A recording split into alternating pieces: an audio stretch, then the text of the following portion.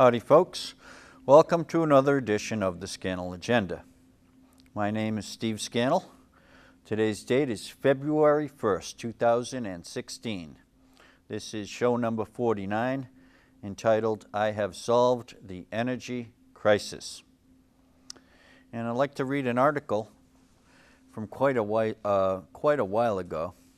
But first, I'd just like to say, I need some help. I've solved the energy crisis, and I am a fisherman.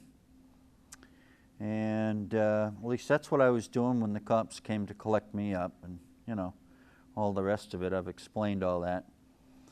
I'd like to do 2 grueling interviews and maybe a total of 10 interviews on this subject, whereby I get picked apart, and if you can prove that I have not solved the energy crisis, that would be very good.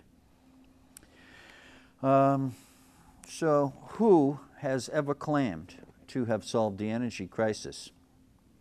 So I'm one person that claims I've solved the energy crisis, but who else? Maybe there's other people that have.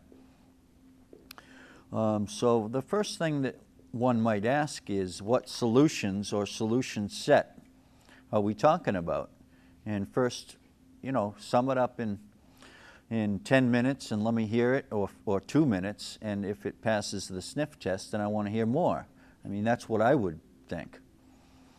So some background justifications to the claim are that, first of all, I'm a fisherman, and I used to build boats on Nantucket, and I was kind of put in the corner, so it gave me a lot of time. So I started working on this stuff, and I thought, you know, it would be a good idea if I solved the energy crisis. So I went ahead and started working hard on that. And that was a while after I had been pulled out of my home, like I said, you know, the day before a probate hearing. So I'm a hard worker, average 4 to 6. I started averaging 2 or 3 or 4 of these ideas per day. Now I think I'm up to about 8 or 12 or so. And so I don't know if that means anything, but it's kind of the work I do. So I think we have to get down to brass tacks and find out some answers to questions here. Is what I'm talking about all off-the-shelf technologies, because I'm claiming that I've synthesized this solution to the energy crisis, and everything's off the shelf. That's what I've said, everything's off the shelf. So if it isn't, if I have some kind of a perpetual motion machine or something crazy, then point to it. I don't think that anything I'm doing is related to any kind of nutty perpetual motion or nutty anything. I mean, if you're a fisherman, you've had to come up with a lot of solutions, or a boatyard guy or a boat builder. That's just what you had to do to work in the field. Also, solid concepts. Are these solid concepts that I'm working with here? Is it solid economics? And is it a green system that gets us to a green future? So, I'm going to get to this, let's see, what's the date on this? November 12th, 2004. So that, what's that, about 12 years ago, maybe? Where are we here? Make the windmills work for us. This is page 6 of the Barnstable Patriot, which I think at that time it was not owned by the Cape Cod Times, but I think the Cape Cod Times bought it, kind of like what the Inquirer and the Mirror did with the Beacon on Nantucket. They had a newspaper with, you know, competitive spirit, so they bought them. That's the end of that. All right. Make the windmills work for us. Is there an appropriate yes or no, and yes and no is in quotations, to the question of windmills at sea? I say there is not. The situation is a complex of public resource management, energy policy, and long-term national and even international strategy planning that needs a good philosophical base of what is and what is not in the highest public interest. The public good is not served by having exclusive public rights holdings, wind farm operators. For a small operator to invest, we need a good economic system. A good structure will allow for a single mill or a wind farm, but ownership of the territory with the Love Power Grid Consortium stays in the public realm. The outlay financially under the currently proposed deal, this is Jim's wind farm. Remember, we're talking about November 5th, 2004. So the outlay financially under the currently proposed deal will lead to a big utility-controlled approach, which will in turn lead to second-rate wind power production and second-rate technological growth. We need a level playing field for all operators of windmills. So this Cape Wind proposed deal will lead us down the wrong path. The Love Power Grid Consortium is the answer to the question. The question is, how are we going to handle our wind energy infrastructure going into its rebirth? Do we give it away to exclusive, very large operators, or should we instead provide an economic structure for a level playing field? A consortium is a mix of public and private interests.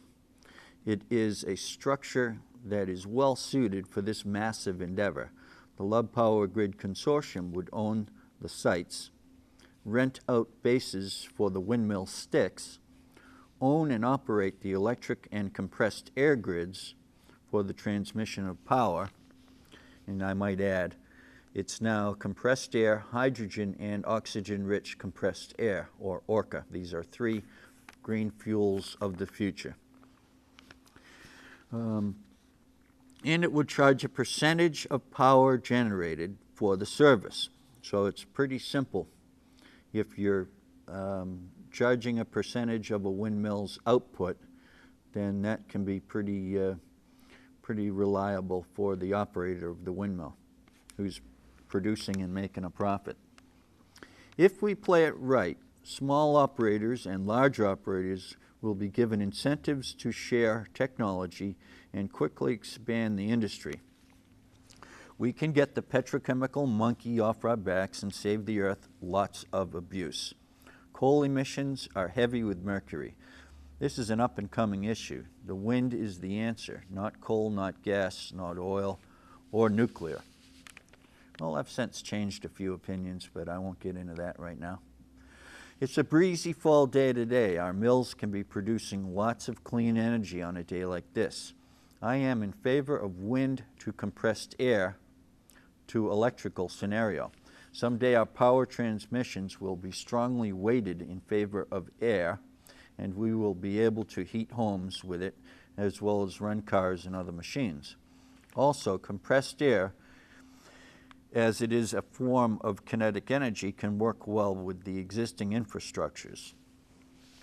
The Germans built a 425-foot steel square rigger in 1900, and that was called the Prussen. She is taking 6,000 horsepower from Mother Nature. Wow, that's just one small ship. She later wrecked. The vessel, fully laden with full sail set in a gale of wind, traveled at a sustained 18 knots. Wind energy is real, and it has been for centuries. We need to wake up to that fact. I propose a consortium to build and oversee 60,000 megamills, very large and heavy duty, for the Georges Bank and Nantucket Shoals. At the base of each mill will be a set-aside marine protected zone for seafood production. That's 2 incomes from 1 mill. Consider our situation, and you may agree that this kind of scale and conceptual thinking would make sense. Can we count on big utility men to lead the charge for us? I say no. I say no to the horseshoe deal. Let's do it together. And unlike fisheries debacle, let's do it right the first time. Signed, Stephen J. Scannell. So that's old. That's 12 years old. And I've been working on this pretty hard all this time. So I think we need to find out if I've solved the energy crisis. That's my opinion. I really think I have. The main point would be this.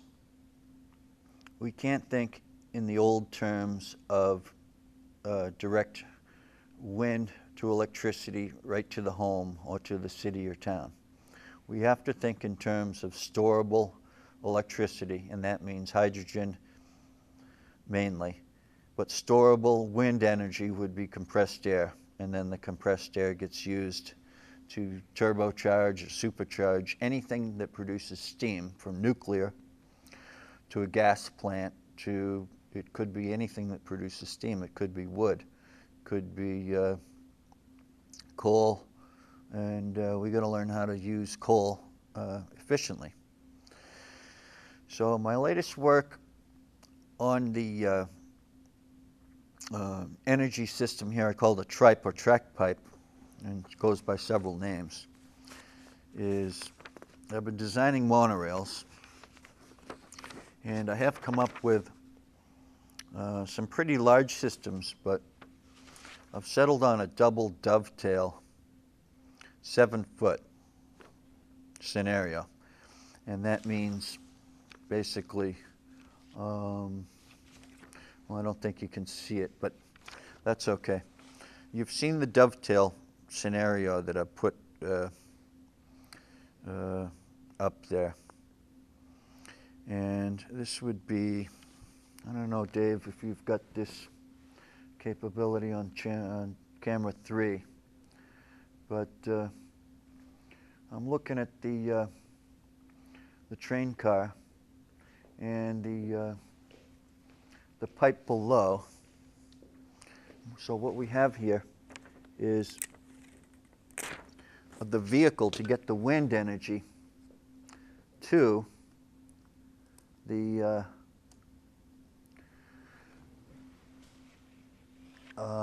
household or to the factory or to business, what have you. So this here is the train car. These are the two dovetails here. And camera 3 live yet? Can you put camera 3 on there? Okay, thanks. You can try to focus that. We had it earlier, but I do apologize for my drawings here. They need to be a little bit more legible for you. I've agreed that I should put all this stuff online, but it's just so much of it. It would be a huge project for me. Okay, so this is a 2-level train car. It uses both of the 7-foot dovetails.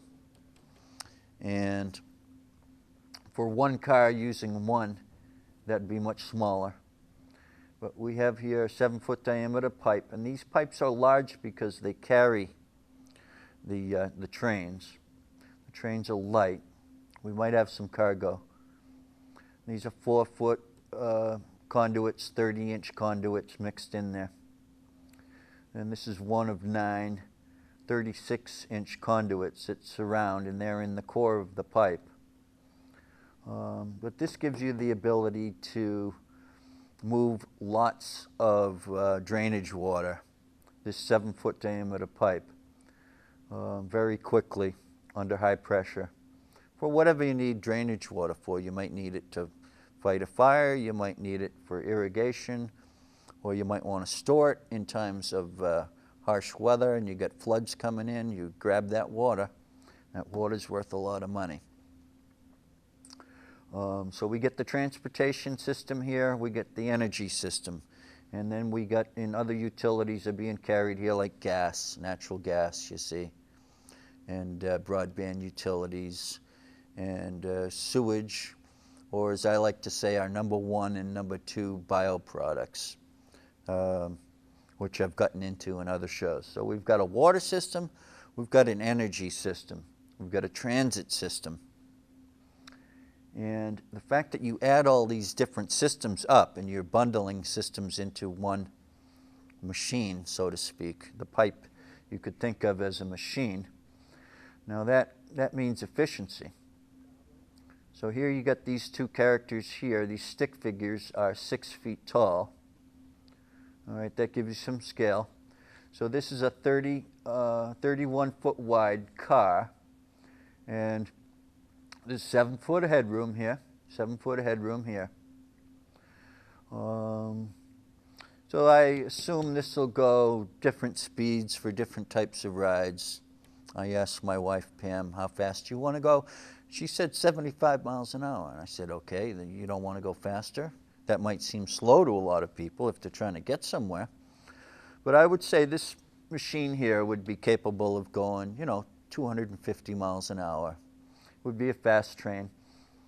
Now I've been doing some work also on the air ride concept, whereby this is compressed air here that pushes up from this point here to this point here. You've got compressed air that this train is riding on, so it's a very lightweight train that rides on compressed air. It's got dovetail tracks, so it's not likely to slip off the track like the common train of today can get derailed pretty quick and easy, going at a slow speed. So it's important to note that I do not have the seals figured out for these systems, but I'm working on it. But I don't think I'll figure it out. I think other people will figure that out as we get deeper into this. What I mean by that is if you have compressed air here that the train is riding on, you can use a blower or you can use tankages of compressed air. But that's not the point. The point is your ride will be nice and smooth and quiet. You won't have that steel-to-steel feel that you would. It'd be more like being on a boat. I would suppose you'd be just kind of smoothly moving along. All right, so that's just one. Now, the thing of it is, so many different methods we're going to need to use. And as I did say, this system here, which is the same, this is a double 6. And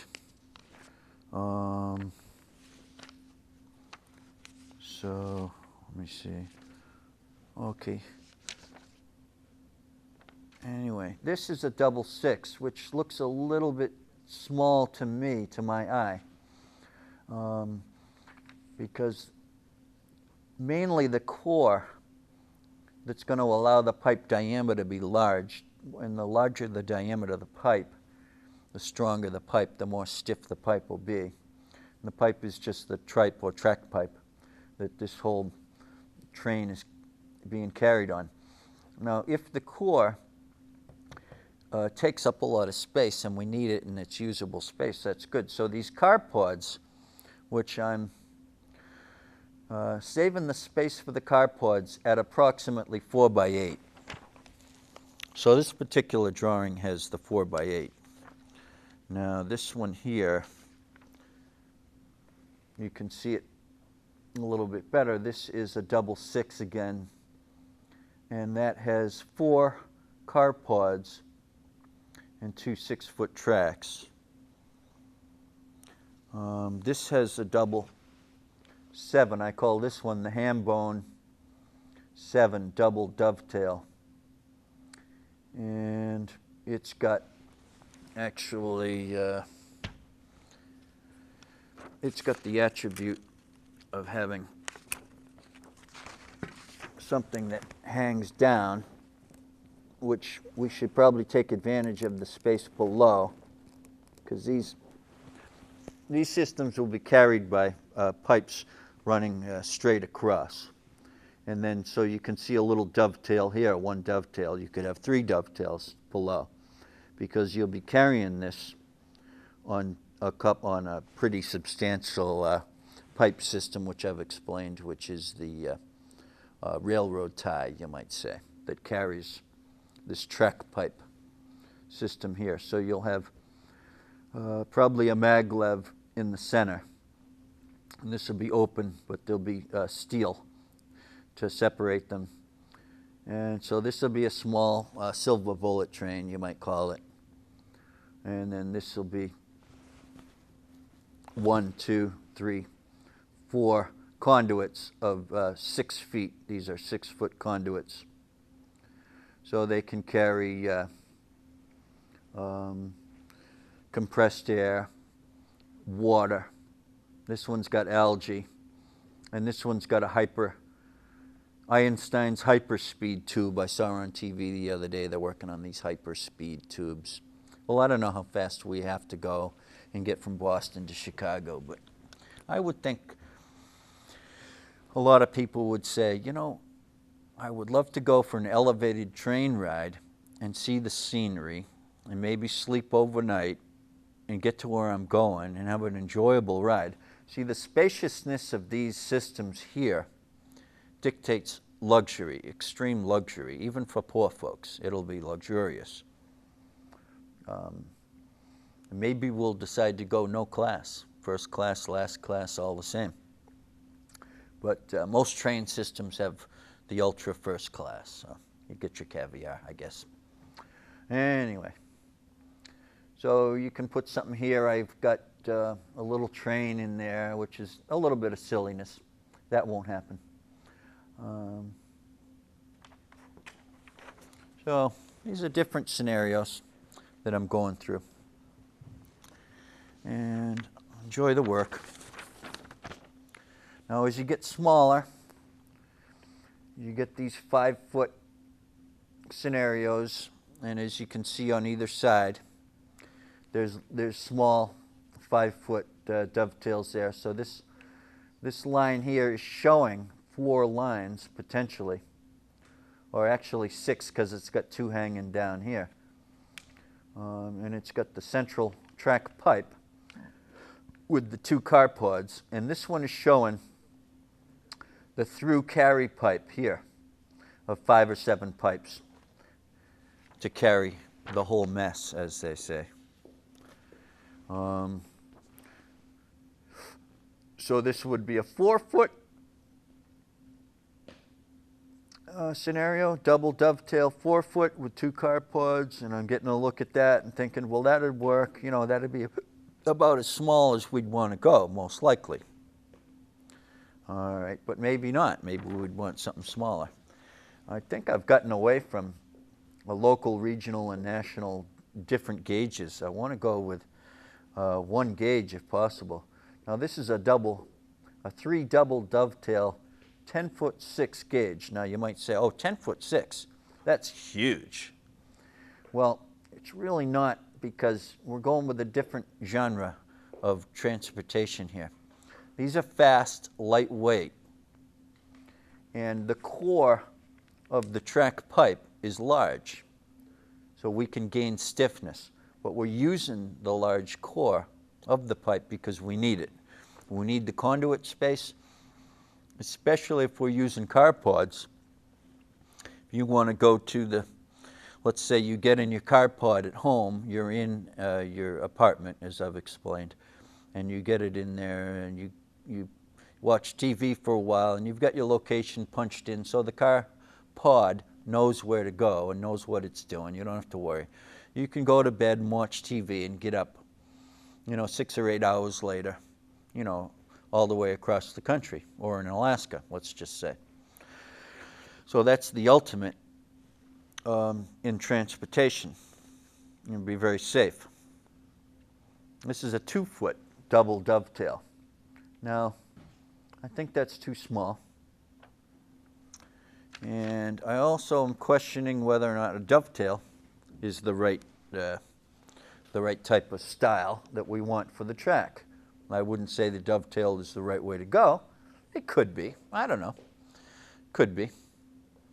But, you know, maybe not. So I've got a C dovetail. I've got some gizmos here. One of them's a T, one of them's an S. So there are various methods of mating the train to the track. Now here's one here, which is a double full-length seals. This is more of along the lines I'm trying to figure out seals. That means to keep the compressed air under the train. And so this large conduit here that you're looking at here would be something that in an area, let's say down by the Mississippi, and we want to pump out water and move water very, very quickly. So these systems are going to change per the locality and per the need.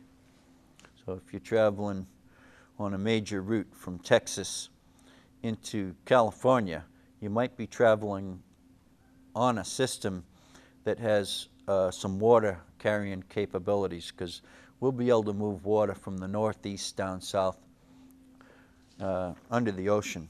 Well, we're getting pretty close here. So that's about the end of it. I'm working on these seals. I shouldn't be working on that, but that's what I'm doing. I'm trying to get a feel for how to keep the compressed air under the train without expending too much of the compressed air gas. So I've got some work to do. I'm always going to be working on this stuff. I would love some help. I have solved the energy crisis, and I would love to get some help. So let me just go through another one here.